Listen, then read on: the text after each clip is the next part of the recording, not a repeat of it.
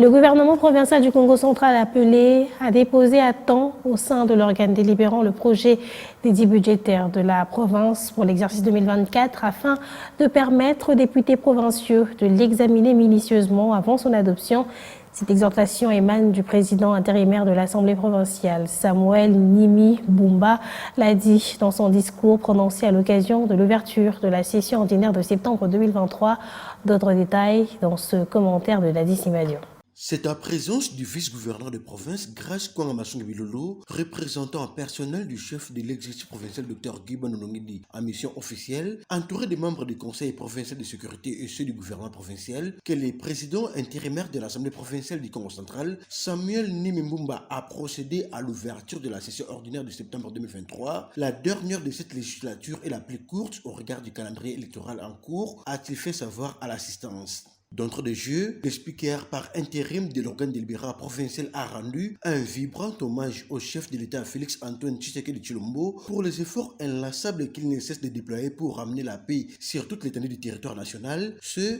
avant de remercier les patrons de la province Dr Guy Banonongidi pour sa lutte acharnée afin de consolider la cohésion provinciale. Dans son mot d'ouverture, le président intérimaire de l'Assemblée provinciale du Congo central a invité le gouvernement provincial à déposer dans le délai les projets du budget de la province pour l'exercice 2024 afin de permettre aux élus provinciaux de l'examiner à temps avant de l'adopter, la session de septembre étant essentiellement budgétaire. Cette cérémonie solennelle d'ouverture de la session ordinaire de septembre 2023 était aussi l'occasion pour Samuel Nimimbumba de saluer la reconnaissance internationale d'un digne fils de la province, Jean Lengodiandinga, dit Ledia, reconnu au Forbes comme meilleur entrepreneur africain de l'an 2023 en marge de la 78e Assemblée générale des Nations unies qui s'est tenue aux États-Unis d'Amérique. Samuel Nimimbumba a dans la foulée fait observer une minute de silence en mémoire de la veuve de fait ancien premier président de l'Assemblée provinciale de la première législature, Léonard Kimasi Matuke Bassaoula, mais aussi de l'artiste et musicien Congo Mbumba Manzala, mieux connu sous le nom de Nzambizei, tous deux décédés dernièrement. Au candidat aux prochaines élections législatives nationales et provinciales du 20 décembre prochain, le président intérimaire de la première institution provinciale a souhaité bonne chance à toutes et à tous.